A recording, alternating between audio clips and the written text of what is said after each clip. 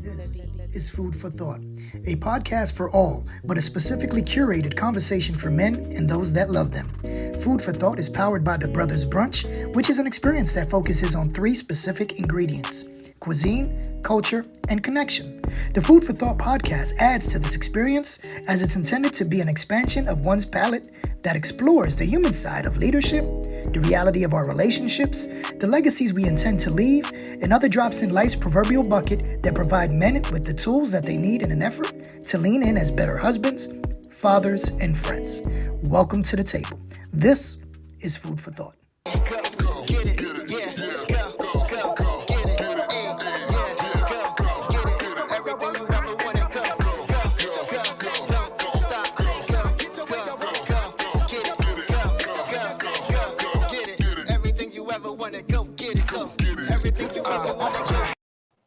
Yes. What's going on, people? We want to welcome everybody to the show. This is Food for Thought. My name is Kavan Turman, and I'm your host for this evening.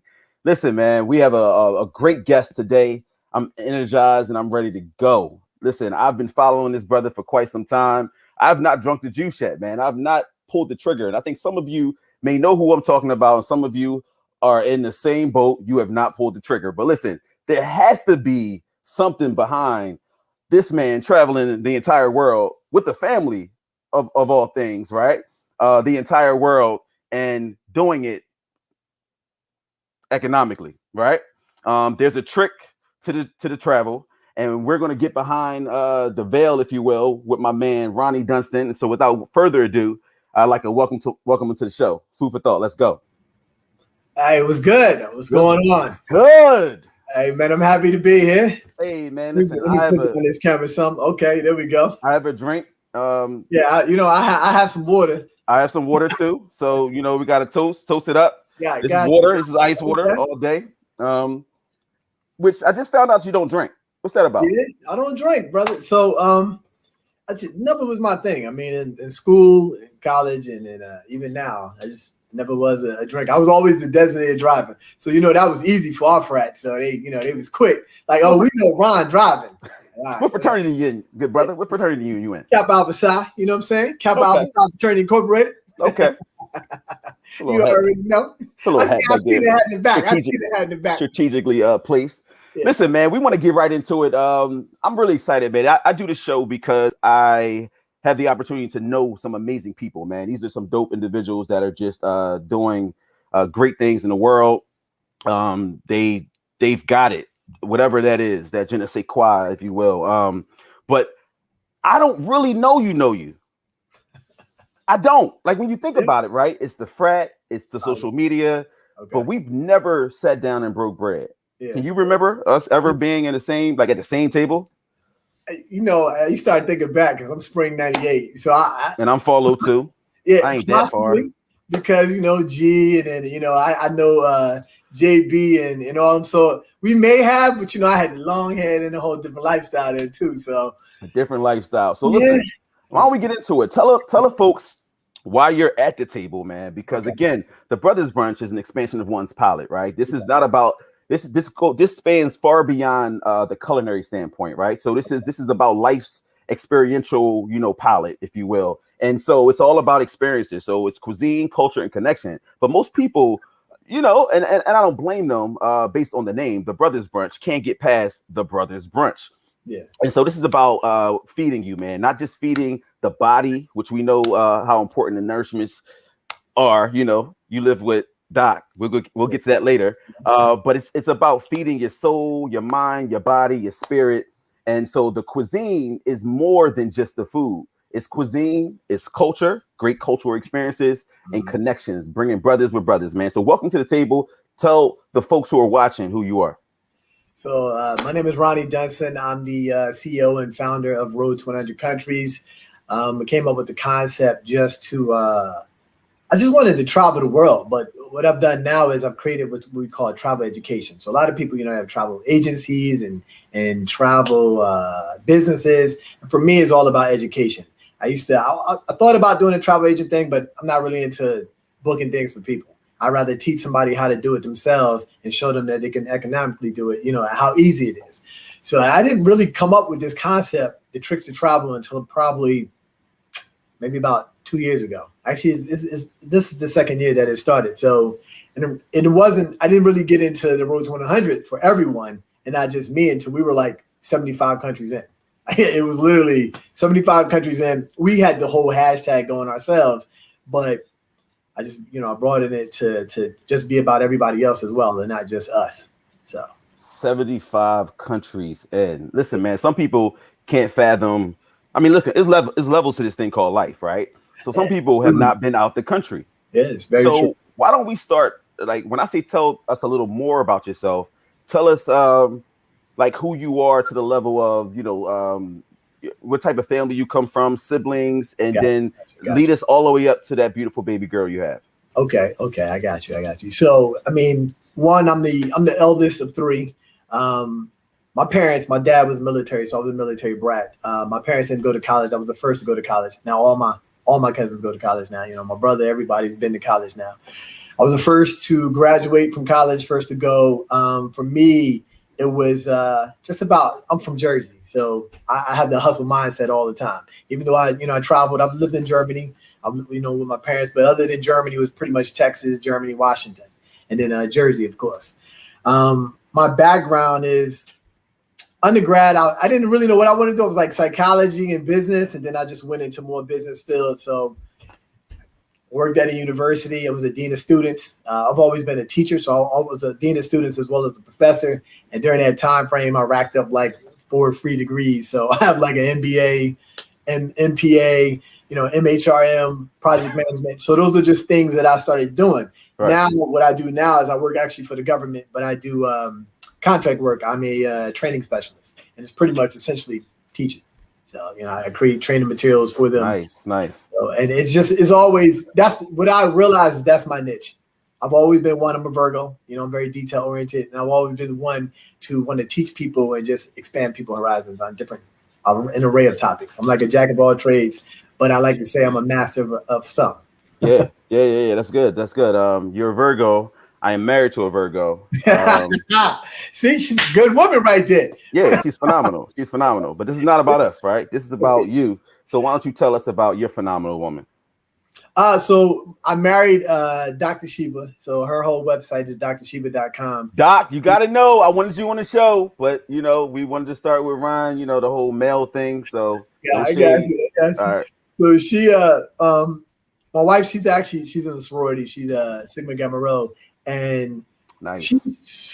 I jokingly say she's a pot, pretty old thing. Cause when you PYT, I was like, you gotta be like 10 years or more younger than me. She's 5 years younger than me. So she was like after the fact, I met her after I had already graduated. We both graduated. I met her in 2007, and we kicked it off. And for me, I was always about the whole travel. I wanted to always travel, but I think I was doing more like like typical, the Caribbean and Mexico. Nothing wrong with that, but I was just doing the deals. And she's the one who was like, "You ever thought about going something beyond that?" And I was like, "Yeah, let's look into it." So we started looking into just the other opportunities, and that's when I realized travel is expensive. Yes. So my wife, she's the brain. I'll say she's definitely. I have the whole hustle mindset, and she has more of the book smart. So her doctorate is she's a research scientist. Mm-hmm. She went to Columbia, for a doctorate, but she's Columbia University in New York. People don't know, but not Columbia, the country. But she's definitely, I think we're equally yoked in terms of we both love to travel. We both want to do the same things. So, we balance each other out. So I'm the extremist. I'm the one that likes to do all the activities. I'll jump out the plane. My wife likes this, the culture, and she likes to, and it's funny that you say, like, I don't drink. My wife drinks. We literally like yin and yang. So, nice. But it works. Yeah, absolutely. We definitely work together, but she's been my partner in crime. And one thing about us is we've done this together. All 108 countries that we visited, we've done together. It wasn't like, oh, bring your 50 and bring my 50 and we bring it together. We went to all 108 together. There's some of the countries that are like Mexico or Canada, that at the very beginning, the ones that I went to by myself, we made sure we did it again, together. So our whole Road to 100 countries is us together doing it. I noticed that. I noticed the intentionality. Like if you go to your website, it absolutely says together. Like it literally everything that how it reads, it says together. And I wanted to dig into that a little bit because I think you without dropping a gem, you dropped a gem. There's power in partnership, and I think on every show, it comes up in some way, shape, or form. It's very rare that we can do what we love to do, particularly when we're in a partnership. If the partner is not aligned with or bought into the vision.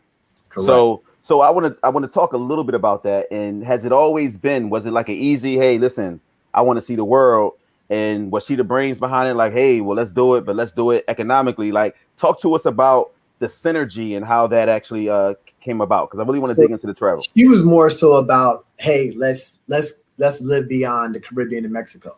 Then I started looking into like, well, damn, it's expensive to travel.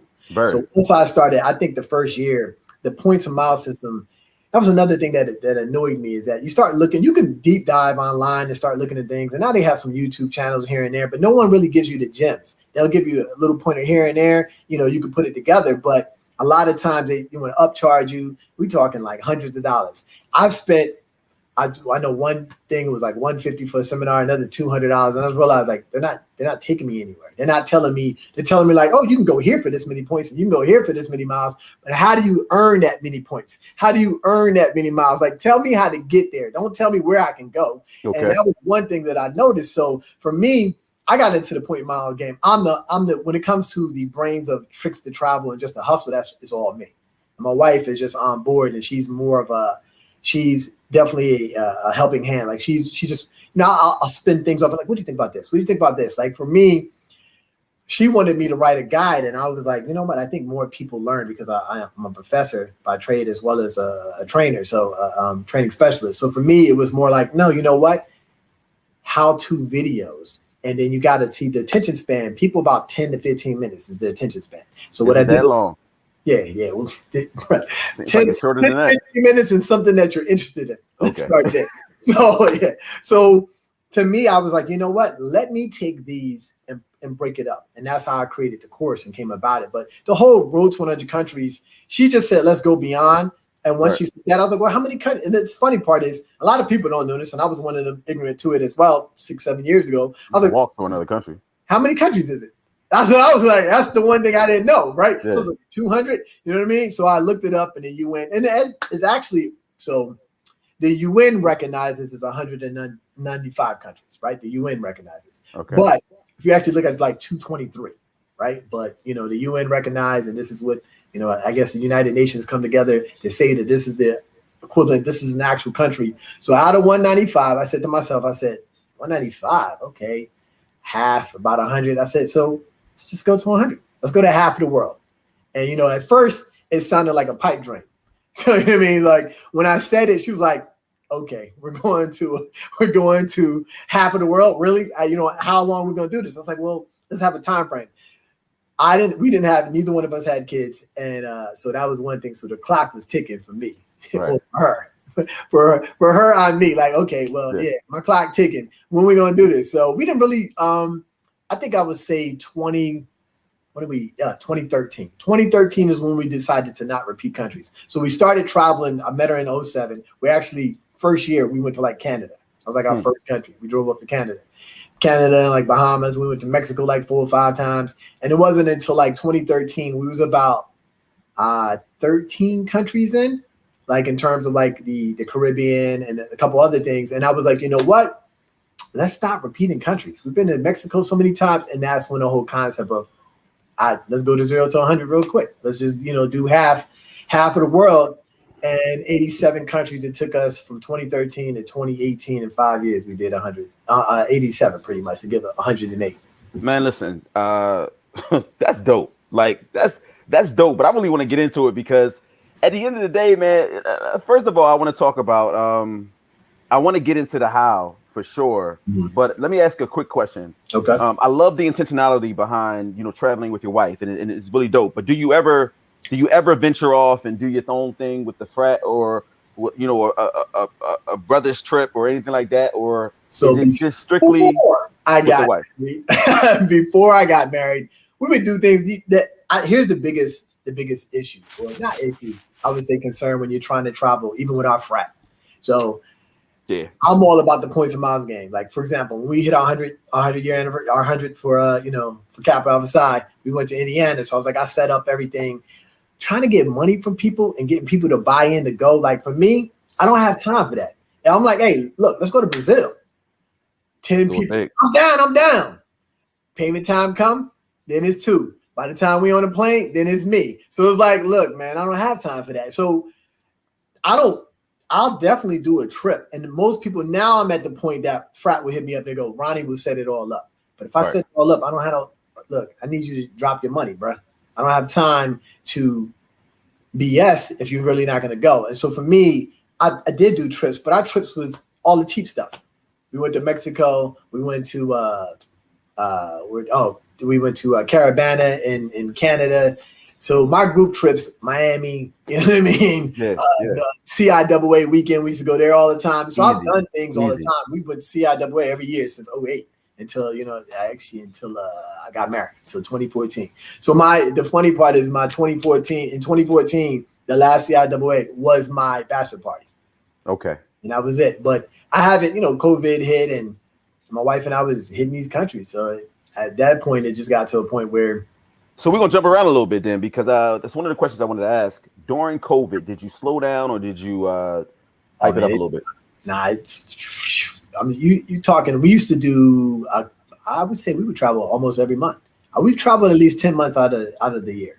And, COVID hit, last March. So crazy part is people don't know, and they always think I'm on the go, but I mean, I once was on the go all the time, but COVID hit in March. Our last country was Cyprus, which was 108. And that was in September for my birthday, my 40th, right? So when we hit September was our last time going internationally. And then my wife was pregnant. And it was her baby moon. So we had the baby. My daughter was born in December. So we didn't go anywhere. We went to Orlando in February, and then March hit. COVID. It was crazy. We didn't go anywhere until last September. One whole year went by of no traveling at all. Like, really? Yeah, that's what people don't realize. Like, a whole year went by, a whole year internationally. So September of 2019? Yeah, 2019 was the last time we went somewhere. And then, what are we at? 21. Yo, let me tell you, COVID, this 2020.1 is what I call 2020. This is a do-over year. So we, September 2019 was the last time we went somewhere. And then 2020, September, we went to Aruba. My wife finally was like, you know what? She works for NIH now. She used to work for CDC. Now she's with NIH. So she's boots ground. She already knows what's going on with this whole COVID. Mm-hmm. Once we understood how it spread and the mask and things of that nature, and the things that a lot of the airlines, a lot of people, they scared to fly. They cleaning these planes like crazy. But the funny part is, my wife was in CDC and the NIH. We was already wiping down planes well before COVID hit. People pulling out wipes. We looking at them like, bro, I've been doing this. Right.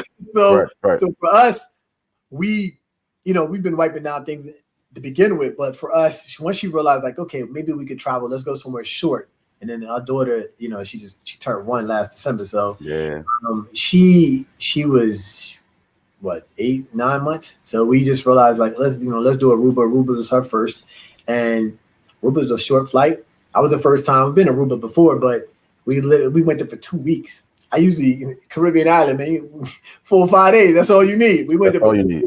Yeah, my wife was like, let's live like we live in Aruba and just enjoy this moment, because we hadn't been anywhere for a whole year. So I was like, you know what? Okay, let's do it. And I enjoyed it. It was great. All right, so I love that. And we're gonna talk about Nubia, man. She's beautiful, and she not only went to Aruba, but she went to Jamaica, right? Yeah, so she went to Aruba, Jamaica, and Mexico. So we literally September, October, November. September, November, and December. We went pretty much back to back. So November of last year, we haven't been anywhere. But I haven't been anywhere since Mexico, January 6th. Ronnie, you can miss me with that, man. You've been more places than people have been in their lifetime. So it doesn't matter that you haven't been anywhere in the last year. So listen, let's talk briefly about, because I want to get into a little more family stuff, if you will, but let's talk more about this road to 100 and what people need to know. You started this organization or this movement, if you will, because I see Lots of people. You can go on Instagram. If you can give me that again, I can put it in the chat. What's the Instagram handle? So Instagram is Road to 100 Countries, and the hashtag Road to 100 Countries. Okay. And so I want you to just talk a little bit about that. And I know, one, you've operationalized it and it's your business. A part of it is your business and a part of it is your passion, if I'm listening to you correctly. Absolutely. So can you drop one gem for the listeners today? Anything that we may not know, but that might be beneficial to us in terms of the travel game? So I would say I'm gonna drop two. One is a lot of people misconception. So a lot of misconception, especially for people of color, is that we assume that if you get a credit card that, you mess up your credit, or too many credit cards can mess up your credit. That's far from the truth. Too many cards. First of all, I have 15 credit cards and my credit score is over 800. Now, it's not about having multiple cards is actually what brings up your score, is having balances on those cards that causes the issue. And that's what people think. People will get the card and think like, oh, free money. It's not how this works. You need to just use. Is that right? That's correct. Yeah, that's it. So you need to use, you can use it on your everyday spending, and then you just pay it off. You use it like a debit card. So the misconception is that people shun away from the whole credit card thing because they think it's going to affect their credit. It actually brings up your credit score. I have over 1,000 people now that's taken my course, and they all will tell you like, oh wow, my score is crazy. Like everybody's score has gone up. Okay, so back up, and I mean it's not even so. It's utilization is very important, yes. Obviously. Having credit cards, that's one myth. We were going to talk about myths, so I'm glad you got out in front of that. That's one myth. I mean, it's not the amount of credit cards you have; it's how you manage those credit cards. And if you want to dig deeper, and you can correct me if I'm wrong, typically it's 30% utilization, and if you really want to go ham, it's 10%. But having some small balance helps Correct. You. Right. So having a small balance does help you, but every time you get a card, they give you a credit limit. When they give you that credit limit, that's what increases your credit score. So now the other thing is that when you hit point is, so they teach you 30%. I teach everybody 20%. You don't need to, you don't sit on 30% right. And then, your score drop. So I teach people 20%. Now my utilization is I'm at 1%. Every Friday, for example, tomorrow, I pay off all my cards. So I run no balances on my cards. I may have a card like my Amex Platinum one is the one I utilize the most because it's like pretty much the top tier. The only card above that is the black card by Amex. Kind of thinking, I don't know if I want it or not, going back because it's a $5,000 annual fee, but I thought about getting it. But anyhow, the cards utilization and using it, yes, it does work, but you don't have to actually keep a balance on it. People think that as well. What you can do is literally, you can put a large sum on it and right before your closing date, pay it off. And then when your closing date hits, then your score would jump up. So I have ways that I can show people how to slingshot their credit. So it's not about, you don't actually have to have a balance. It's just that some of the cards, you might want to use it once or twice because you don't want your card to get cut off on you. So there's a lot of little things there as well. Like if you can have, people do, here's a gem, but it's not necessarily travel related, just in terms of the utilization. So let's say you have 4 credit cards, 3 of them are Amex and 1 is a Chase. All of them have $25,000 on each, right? $25,000 limit on each. So that's $100,000. I try to keep it in numbers. $100,000 total credit limit that you have. So you don't want to be above $30,000 total of all 4 cards. So here's what people make. Because that's the debt to income, right? Correct. People make this mistake. They have these 4 cards and 3 are Amex, and they go, you know what? I don't really want one of these Amex, and they'll turn off the card. So here's the thing. Let's say that $25,000 on one of these cards is maxed out. It's on one of the Amexes, right? Mm-hmm. And the other 2, so you have 3 Amex and 1 Chase. One of them is maxed out, none of them have a balance. People go, oh, I don't want all these cards, and they turn off 1 card. The utilization right now at 4 cards is 25%. Your score stays here. When you drop that 1 card, you have taken away 25,000 available dollars, and now you have 25,000 used of 75, and your score drops. And people think, oh, I turned my card off, my score dropped. No, You know what you could have done, especially with Amex, is you transfer your available credit from 1 card, the one that you want to turn off. You can't do the whole thing. So let's say out of 25,000, you move 24 to one of your cards, and then now it only has $1,000 left. You drop that card off. Wait a minute. Yeah. Back up. It's called. So you can transfer. Yes. You can transfer your available credit onto another card. Correct. That as long as it's under the same carrier. Correct. So as long as it's in the same carrier, it's called AMX. So just one of the things I teach in my course. It's called the correct terminology is reallocation of funds.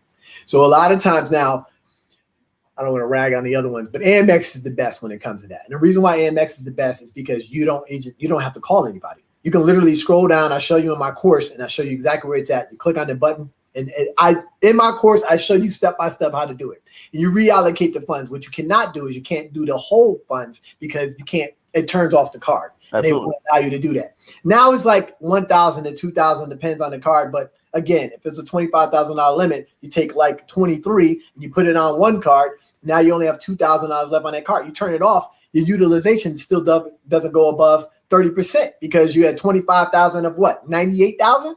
Or not 98 because you're taking that, but you of 70, 75, 76. You know what I mean? So once you do that, you lose your utilization is still low. And that's where that's if you need to turn the card off. But listen, that you first of all, you already dropped the gem. So what I will say is for people out there who are it's rough. Times are hard. And so when you think of travel, you think of that as being a luxury. And when you're thinking of travel, you're thinking of COVID, you're thinking of all of these parameters. Some may call them excuses, right? And you know how we feel about those.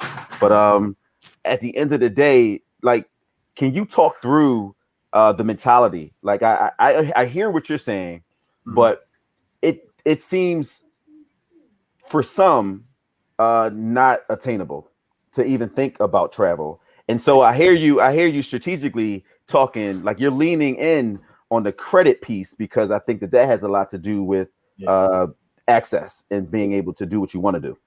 So the credit card piece, which with the points and miles game, that's a key component of it. Okay. It's not the only component of it. There's other ways to get points and miles through surveys and different things of that nature that I teach in the course as well. So here's some of the things the people are standoffish. Like, I don't know this. So number one, COVID is out there. I am not telling anybody that you should just go out there and travel in COVID. Some people are afraid of their lives. Some people it's just like a flu. So clearly people are dying.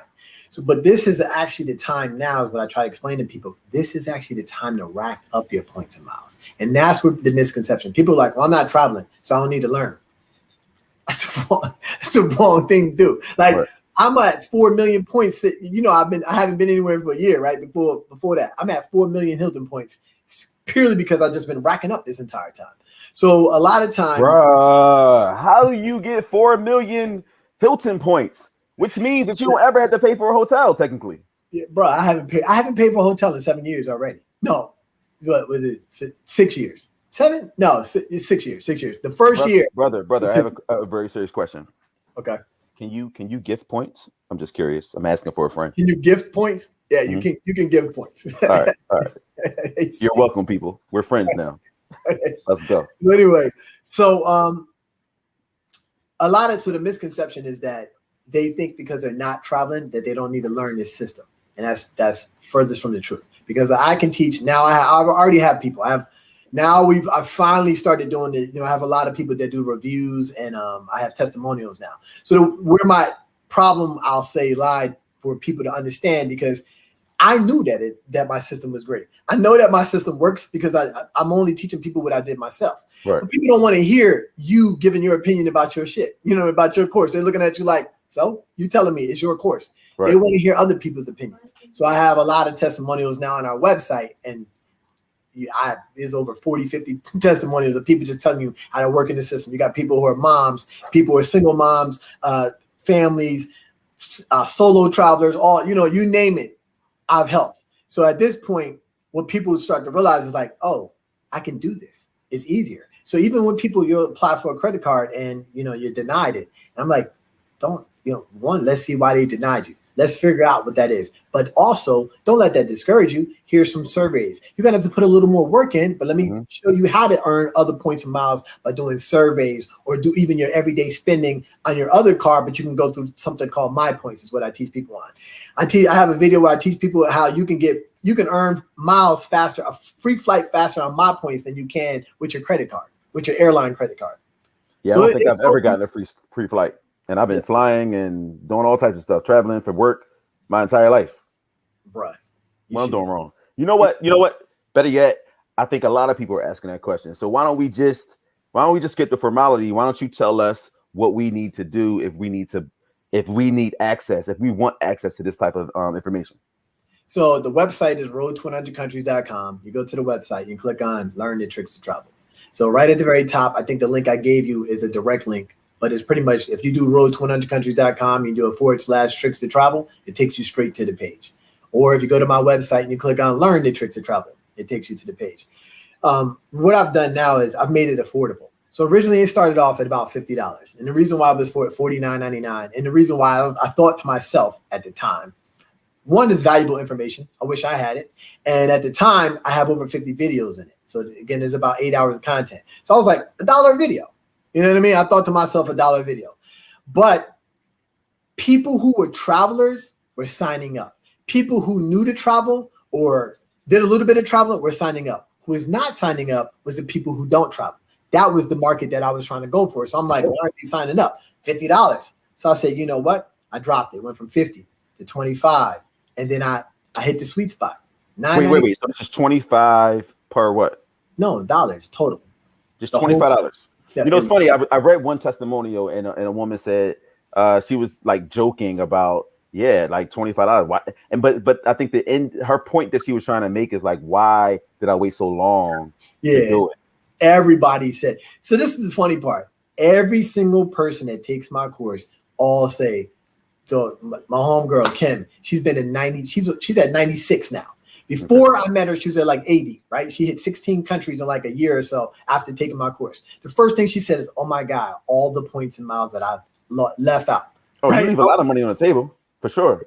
Yeah, she left a lot. Now you can't tell her nothing. She points all day. She finds new tips and stuff. She tell me, I'm like, that's a good one. You know what I mean? So, but my whole point is to try to change your travel mindset is what I do. So now, we back to the price. The price is $10 now.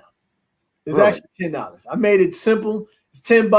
I'm gonna go back up to 20. But all right, so let's just clear the air here. And where's your wife?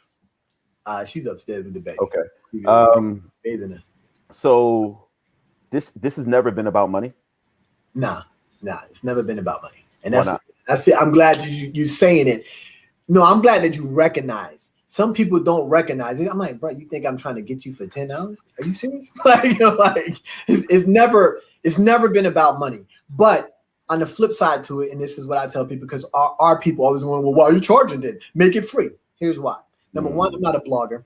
I'm not a YouTuber. Not yet. I don't have time for that. I'm a family man. You think I got time to get bloggers and all these subscribers so I could get paid through YouTube? I don't have time for that. That's number one. Number two, I took my time, my blood, my sweat, and my tears to take this time to create this course. Now, just that time alone, you're $10, even when it was $50. But we'll go down to 20, right? When it was $20, you're pretty much telling me like it's not. I'm not worth. My knowledge is not worth $20 to you. And just imagine how much what we spend $20 on in our community all the time. Like, I mean, look, you can't even buy a pair of sneakers for $20. You can't go to Payless and pay a pair of sneakers for $20. It's gonna be $24 with the taxes, $19.99, and with the taxes, it's over $20. But you can't. You tell people this, it's just like, man, come on. And Chef Amira says in the chat, she said people don't respect free stuff, and if she could say it loud enough for people in the back to hear, because it's the truth. You know, it's funny. We have a frat brother, Mark Lamont Hill, man. He and I were at Del Frisco's years ago, and you know, I'm out on the speaking circuit and I speak, and for a long time I did it for free because I just knew that people needed it, right? And so we're sitting there eating, and I'm telling them, and I'm like, yeah, man, because I do this and I do that. He's like, yeah, man. I'm like, yeah, I'm trying to be on your level. Yeah. He's like, yeah. And what you charge? I was just, I said, well, I mean, if they wouldn't give me an honorarium, and he was like, you're going to do me a favor. Don't ever in your life do anything for free. And he said, and he gave me the exact amount bottom that I should start at. Yeah. And from that point on, I had never ever now don't get me wrong, there are things that I want to do because God called me to do it, and I want to pour into a community, but it changed the entire game. And I realized that familiarity breeds contempt. It's typically the people that know you, is the people that are in your circle, is the people that are in your fraternity, the people that know you because you know you are a boy. Yeah. But it's the people who don't know you. It's the schools that only heard of me, right? And they got my package that have no problem. They say, okay, is this it? Yeah. Anything else you need to make you comfortable while you're on campus? Exactly. And I realized that, okay, I wasn't dreaming big enough. It's our people, and you got to go beyond your circle. Chef Amira is funny that she made this comment. So Chef Amira, she's out in Cali. She's killing it, like dope chef. Now I taught her the points of mile system. Now I started teaching her before I even started the class, like before I created the class. So she was kind of learning one-on-one with me, and then the course came about. She was like, I'm buying it anyway. I think she bought it at $50 at the very beginning when I first started. Mind you, I was already teaching her one-on-one. Once the course launched, she was like, because this is what I tell people, I can teach you one-on-one. My course is 8 hours of content. I'm not going to sit here for 8 hours and I might miss something. We might go to rabbit holes or whatever. My course is strategic. It tells you exactly how to do it. She took the course and was like, wow, there's so many gems that I might have missed and things of that nature. and they got into the course. She got into the course. She killing it. She all over the place now, bro. Bitches. Two things. That's my wife right there. So she you already know we're gonna be giving you our $10. But Chef Amira, tell us a little bit more. Tell Chef Amira to put her Instagram in the chat so we can support her too. Yeah, for sure. So there she go. Chef, put your Amira, put your Instagram too. Comment with your Instagram link. We like to follow you. So listen, man, this is explosive stuff. And here's the thing. I was one of those guys that reached out. I think I might have sent you a DM or whatever. You sent me to the website. I don't know if you remember that. It was a long, long time ago. And I just never pulled the trigger. I think I might have looked at, I was like, $50. Well, I'll get it for $50. I'll think about it.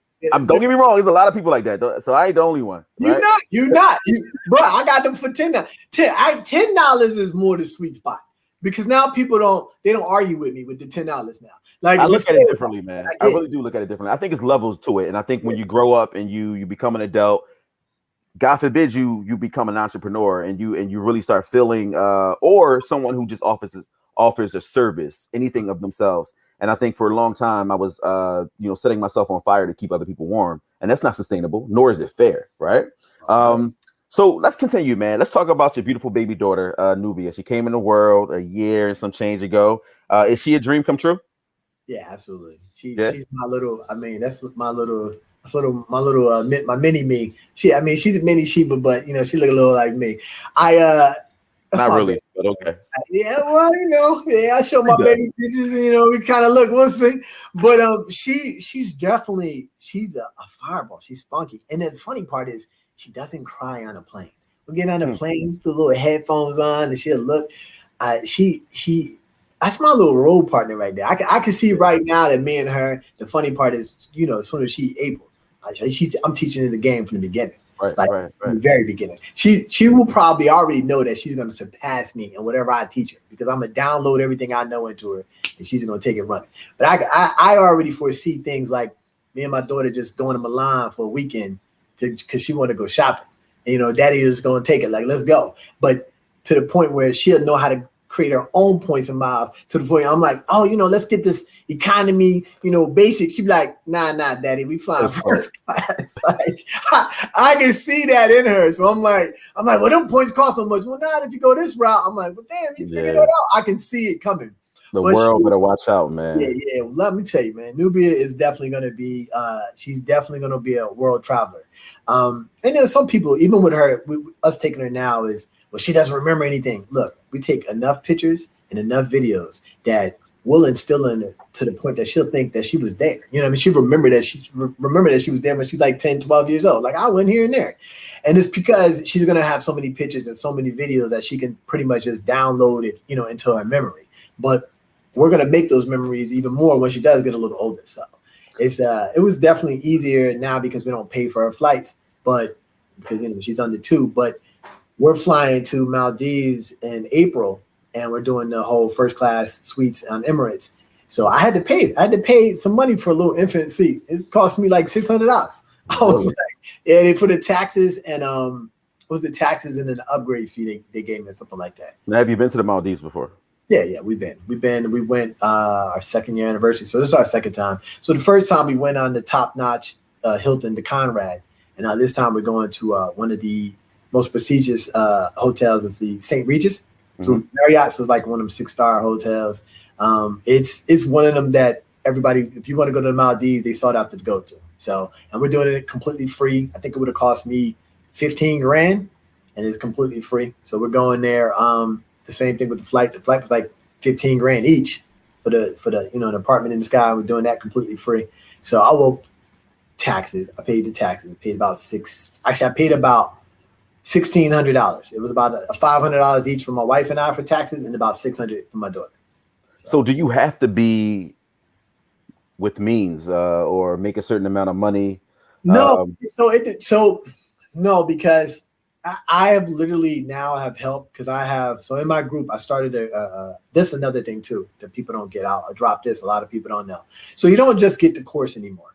Before it was you get the course and you could take the course. You could always ask me questions. And I thought, like, what about when you have follow-up questions, when you want to do things? So I created a private group, a exclusive group, is all my Tricks of Travel people. So right now we have about 430 people in it. So I'm kind of backtracking because I have over 1,000 people that took it. So I'm trying to email them like, hey, we got a group. I started the group at the beginning of last year. And one of the things with the group is now I drop more gems beyond the course. People ask questions. We have more questions. People talk about things that they do. Listen, my group is phenomenal. Every day we always talking about new things in that group. So I have two groups. I have a group that has 20,000 people in it, my Road to 100 group. That's my big group. But then I have a small exclusive group for only my Tricks of Travel. All we do in there is talk about tricks to travel. How can you hustle the system? So I have people who are broke on this side. Actually, I'm broke too. I tell people I'm broke too. But I have people that don't have, quote unquote, the means as we think. And then I have people that have the means, and they both are staying in the same high luxury hotels.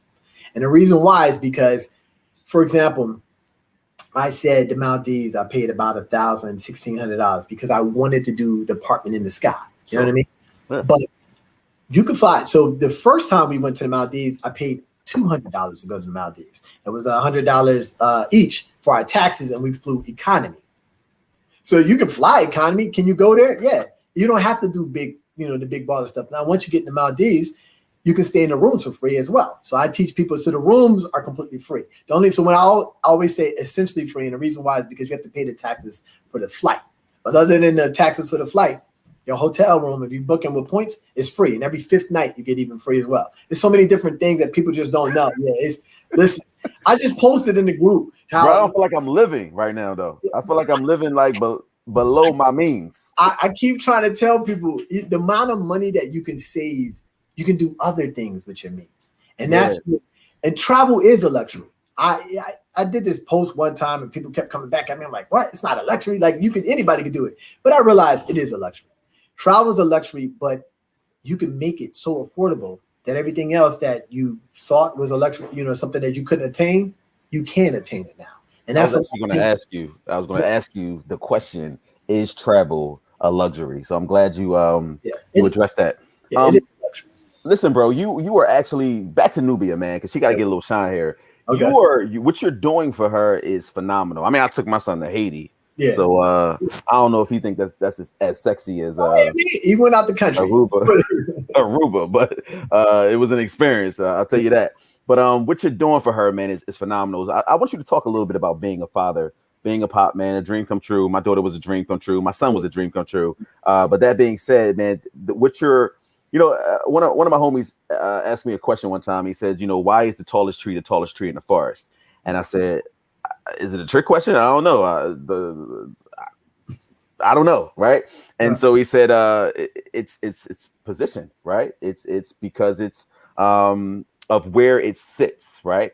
And the access that it has, and he starts going into the tallest tree is the tallest tree in the forest because of its position and where it's sitting and where it's positioned in life. And it has access to all of nature's elements, right? And so I think oftentimes what we do, sometimes purposefully, but sometimes without knowing, for our kids, when we want them to have better lives than we do, we're exposing them, man, and giving them access to so many things, and it's unbeknownst to them at this level because this is all they know. And so what you're doing for her, man, is so dope because it's going to be normal. And I hate whoever brother is going to come knocking at your door because he going to ask her to go to the movies and she's going to be like, okay, that's what you want to do. Miami, for real. Miami. Wow, he said Miami. Okay, right.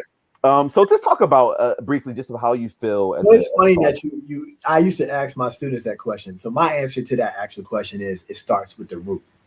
So you said it. I was like, that's kind of what I said to it. Here's why. Because the root, the reason why it starts with the root, which is what we're talking about, it starts with the root, grassroots up. For my daughter is this: when you plant a tree, if you plant a tree on a hill, you plant it here. The first tree that's planted gets all the soil and all the roots grow, and it makes it stronger and higher. Once you start planting other trees in there, it takes away from some of that root, but they're always going to be less than the original tree that was there because it's higher, it got all the nutrients. So for me, the root, the reason why the root and in Nubia, I want to instill in her that there's so many things. Like even my mom, like when my mom, she used to be like, I don't do annual fees on cards. I'm like, you know how the benefits on some of these fees, like 95. My mom is now since changed her. My mom is hip to the game. Like she's already almost hitting all her bucket list. She has the bucket list. I've already taken it 2 out of 4.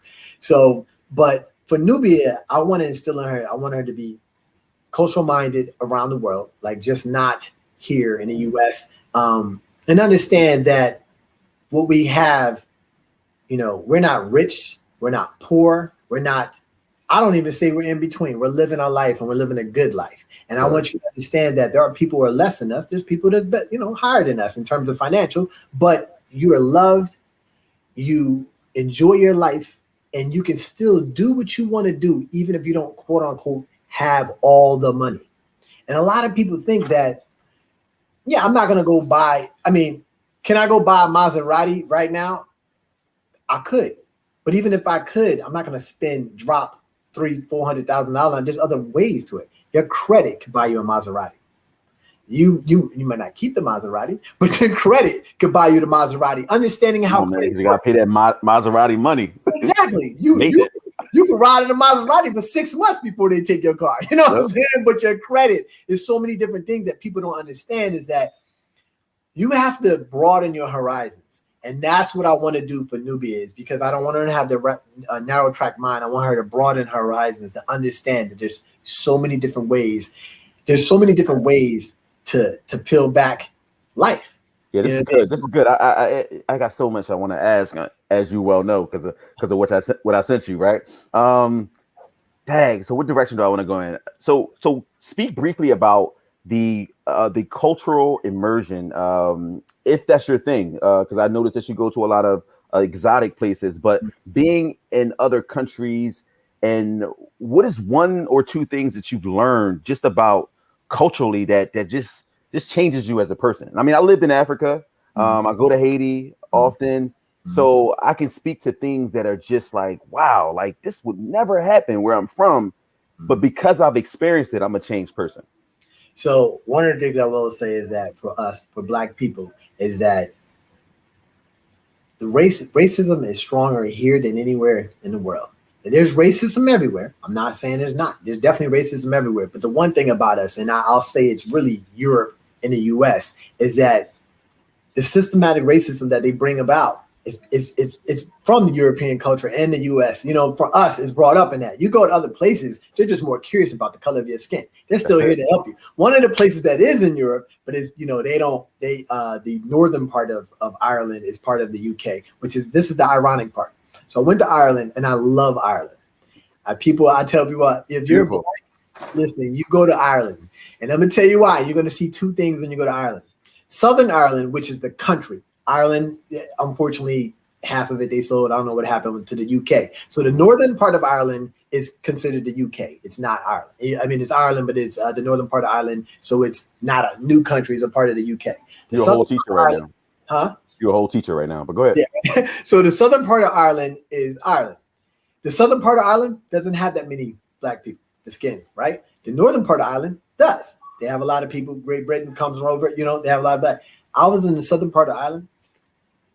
they treated me like, first of all, Obama was big there because, you know, Obama apparently he had a little bit of, I didn't even notice until I got there. I was like, why they got a whole Obama center? And it was like, well, you know, Obama, his heritage, he got some. That's our people. Yeah, what? Listen, I got a whole video. I was like, wow. But it was crazy because I'm in line. I'm a diamond member when it comes to Hilton, right? So I'm in line and I'm about to check into my hotel. And this Caucasian woman just wants to hop in line. Mind you, American, Caucasian American woman. This is another thing too. Anytime I've witnessed or had any type of racism, there's always been somebody from our country, from the US, that is visiting. It's always a tourist. We always mess it up. Tourists always mess it up. So she wants to like cut me in line. And the dude was like, I'm sorry, man. He wasn't here. Well, I just had a question. But you're not next. Right. I was like, oh, damn. Right. So I didn't even, she did just have a question. Right. And I didn't even trip because I knew that, you know, there was the check-in time.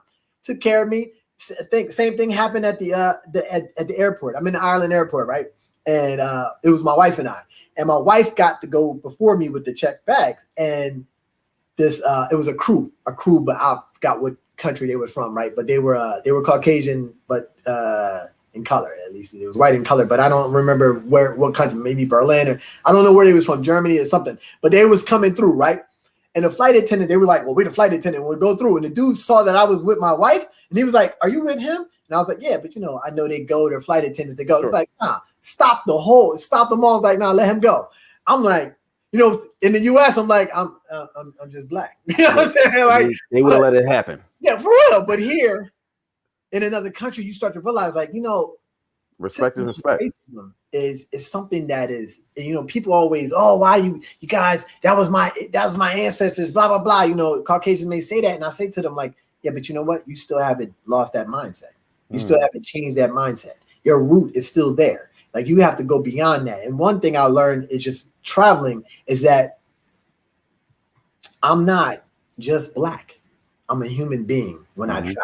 And that's one thing that I love. Now, there are people that look at us, you know, be like, hey, you know, they may ask certain things like, can I touch your hair? They'll say to my wife's like, she's annoyed with that sometimes. But sometimes they just don't know. Now sometimes, you know, they get extra. They're taking a picture, you random picture, like, bro, don't take a picture of me. But I will say that the experience has been great. And it's been an exciting experience to be of color. And to be of color, I love being of color, especially traveling.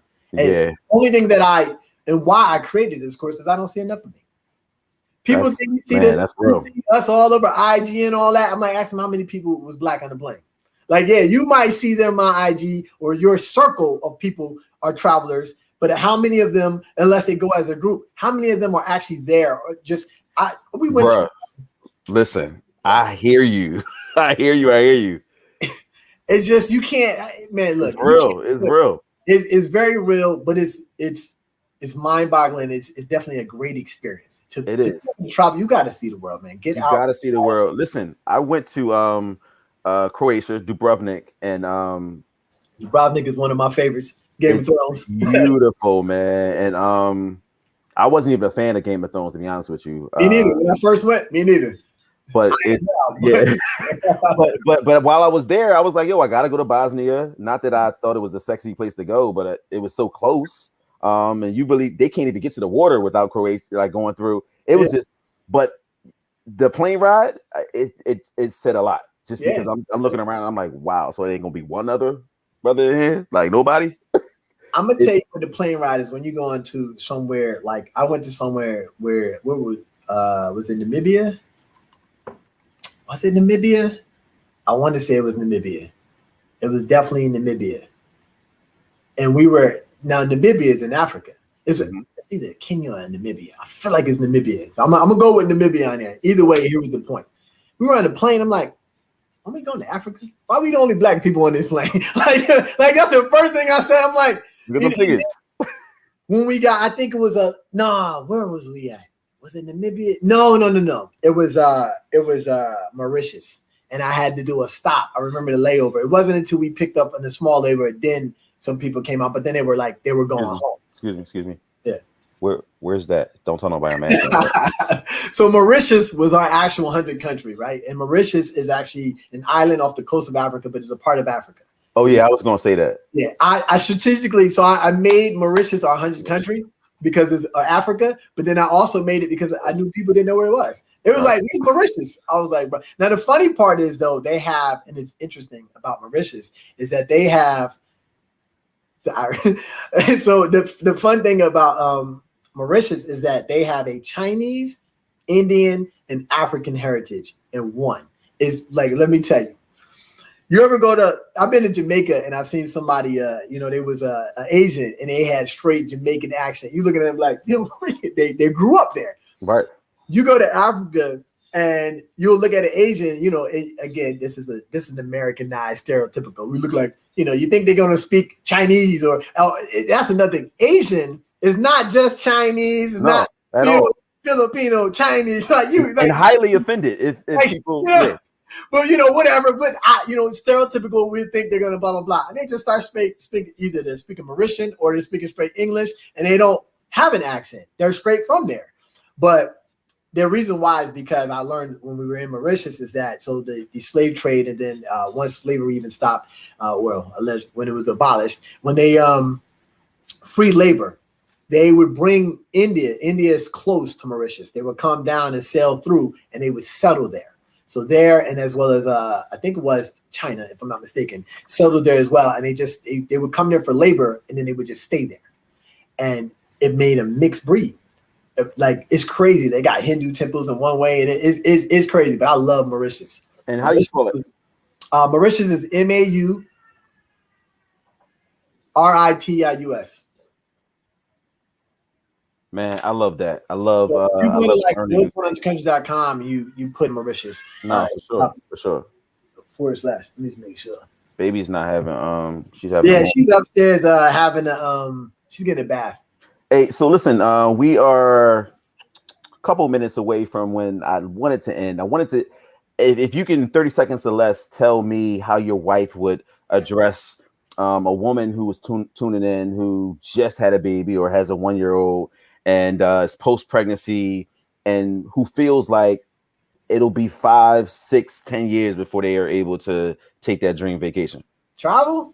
Nah, man. So, I mean, that's a 2-part to it. So real quick is my wife would tell people that one, it is a combination because sometimes postpartum is like, well, they want to get their body right or something like that. So that's one part. You got to get that mindset to want to be focused to drop this weight. Another part to it is they feel like, oh, it's expensive. And that's where the tricks of travel come into play. Like people would say the dream vacation 5, 10 years, right? So if let's say you write off already 2 to 3 years, you're not going to travel. Why don't you rack up your points and your miles in those 2 to 3 years? And then within that 2nd or 3rd year, you're going to wherever you want to go for free.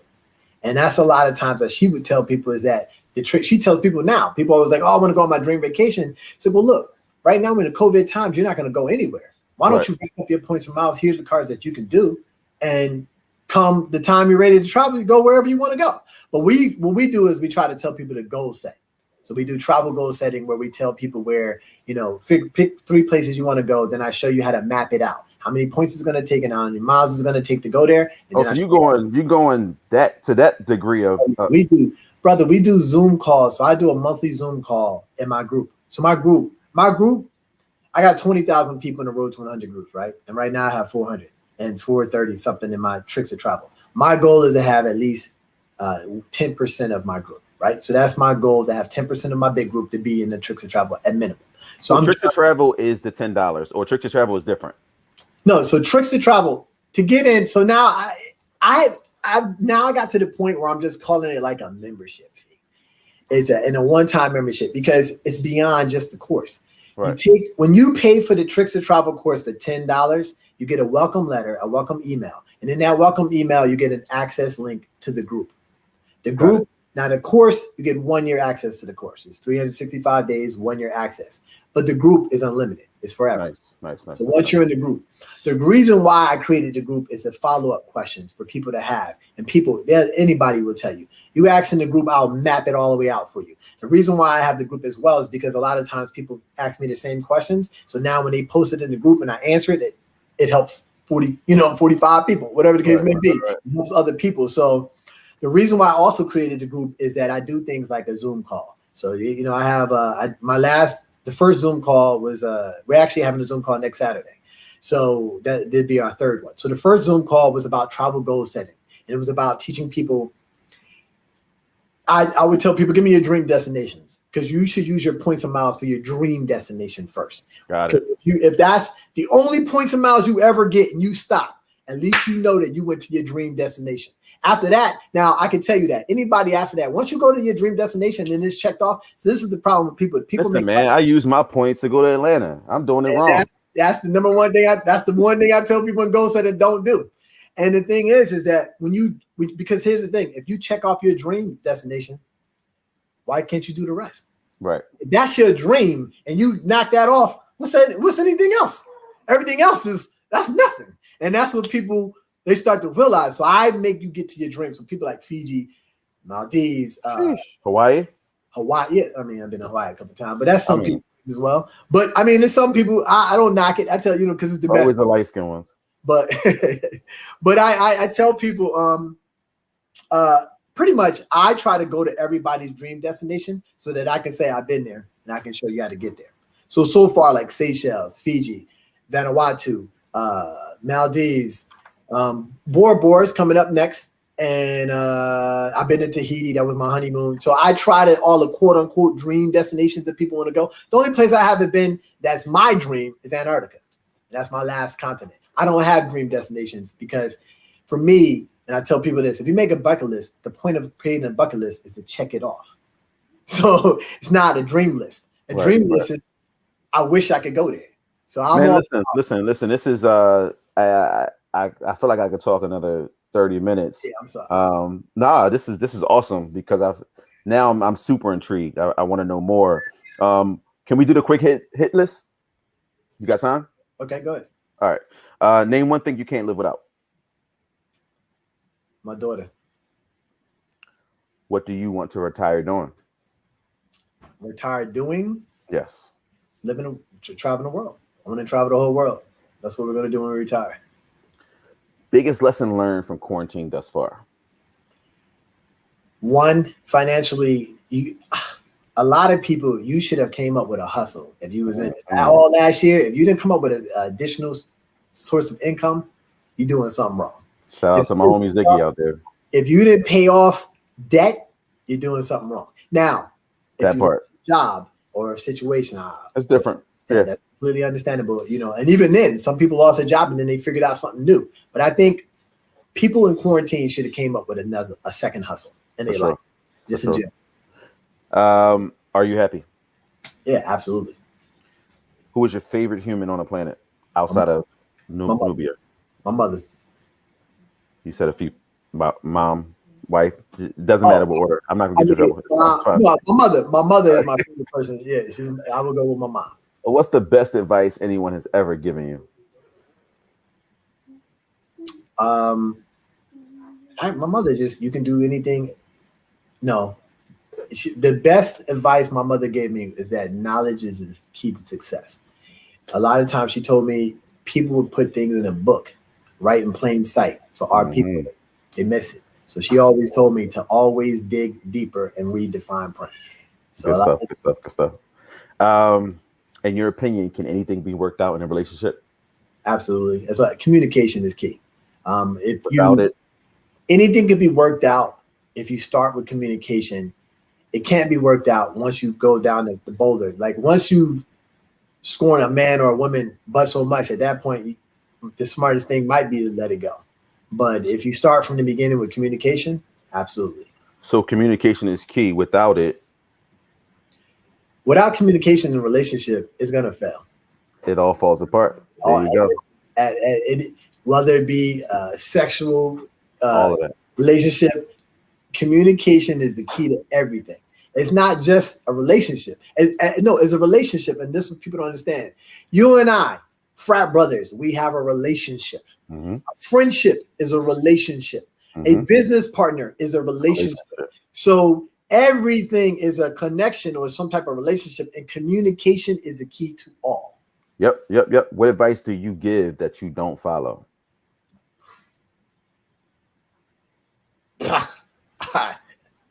I try to live. What do I give that I don't follow? every advice that I give is only things that I do myself. I don't believe in it. If you told me like, oh, promote this and I didn't use it, I'm not doing that. Right. I can't. Not advice. I can't give you advice that I haven't done myself. Last question of the evening. What are your questions for me? One, when is this going to air? Can we post it in Road to 100? And what's your top 3 destinations you want to go to? Man. So it's live now. It is airing on Facebook, my personal page, Facebook, the Dope Dads page, Facebook, the Brothers Brunch page, the Brothers Brunch YouTube channel. It is live right now. What I do for every guest, which I've never said this on screen, is I download the audio for those who have podcasts or just want to listen to it, hear the sound of their voice, I guess, in the car. So that's the MP3, I believe, and then I also download the MP4, which will give you this entire video in a form where it's a link and you can send it to people, or you can watch it separate and apart from any particular platform. So it'll be yours for your however you like to share it.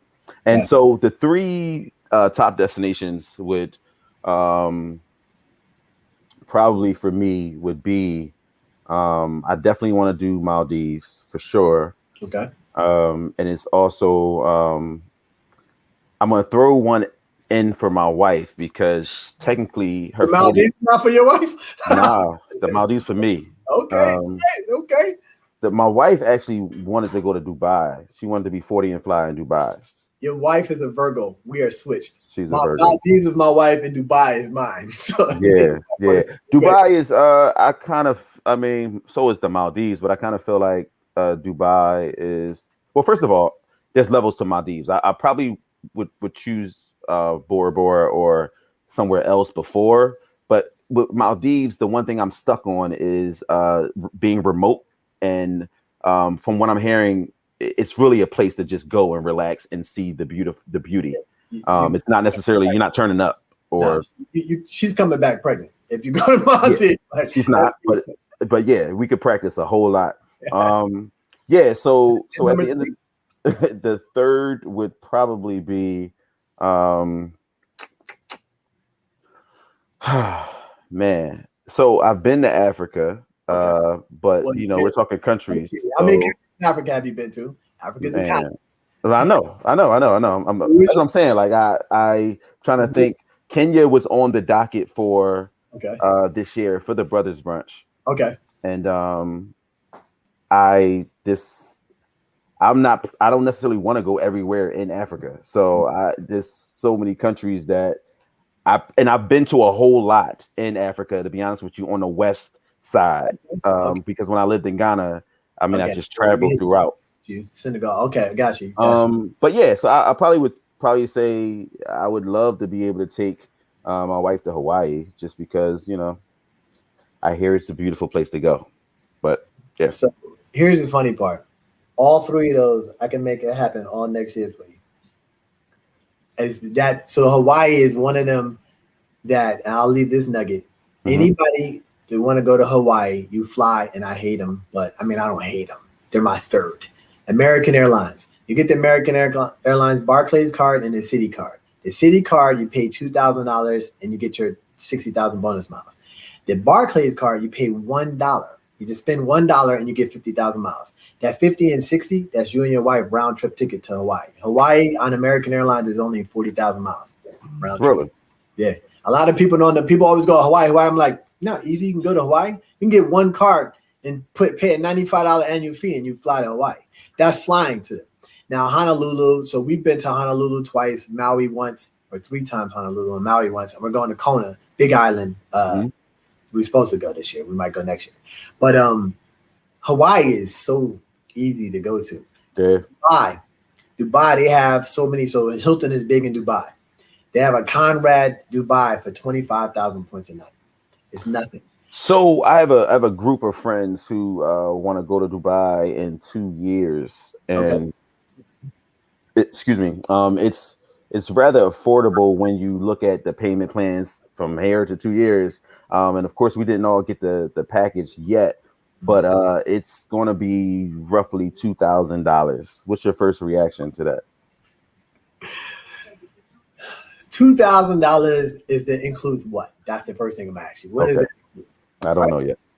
So $2,000, if that's your flight, your hotel, that's a decent price. $2,000. It depends on what hotel you're going to. For me, I would tell you your hotel is going to be free. Your flight's going to be about $150 in taxes, and then anything else you spend is you when you get there. So I always help people get your accommodations there, your accommodations free, and your flight, so that whatever money now you have, if that's only going to cost you about $200, now you have $1,800 to spend the way you want when you're in Dubai. And that's why I always tell people, like, it's affordable, because if you save up $2,000 to go to Dubai, because remember, you're going to pay that $2,000. You still got to eat, you still got to do excursions, you still got to do, that lifestyle, where I can take that money away and take the $1,800 of it and say, here, now do the rest of that. $1,800 in Dubai, you'll do what you need to do. Now you pay $2,000 total, not to get there. You know what I mean? Not to get there and to stay there. And that's what people. Yeah, I think this joint included everything, but it's still, I will absolutely be looking. I don't typically look at any of these. I don't run them back just because I've experienced it. Yeah. But I think I'm going to run this back. But more importantly, I'm going to join the group. Which again, so let's close with, if anybody needs to get the information, they go to road to100countries.com. They can get the information. There are some tricks to travel, which is a separate group than the Road to 100, is what I'm hearing, which is fine. Today we met with Ronnie Dunston. Do you have any closing remarks that you want to make before we end? Live your dream and just understand that anybody can travel. Thanks. I know that $10 seems like a lot, but it's not. Trust me, it's not. The amount of information that you're going to receive and just being a part of it, kill the game. I can tell you that right now. You'll see the world. Dope. Listen, brother, I appreciate you, man. And I've gotten to get to know you a little better, obviously, because the only thing we know of each other really is by way of the frat and by way of, social media, which, that's all a delusion. So I appreciate you taking the time, man. Tell Dr. Sheba we said what's up, man. Yeah, absolutely. We got to get her, at the table. She does a wonderful job. If you can follow her, actually, it's Fit something, right? Get Fit with Dr. Sheba. Get Fit with Dr. Sheba, man. That's a whole movement. Go to her website, drsheba.com. Spell that for me. So it's drsheba.com, drsheba.com. Yes, sir. Definitely follow her. One of the questions we didn't ask, and we don't have the time now, is just how you stay fit. And I believe a part of your link tree, you have a portion that says staying fit while traveling. It's very important to have that conversation, just because a lot of us like to overindulge. Yeah. You obviously aren't drinking any Mai Tais. You're drinking water. I don't drink.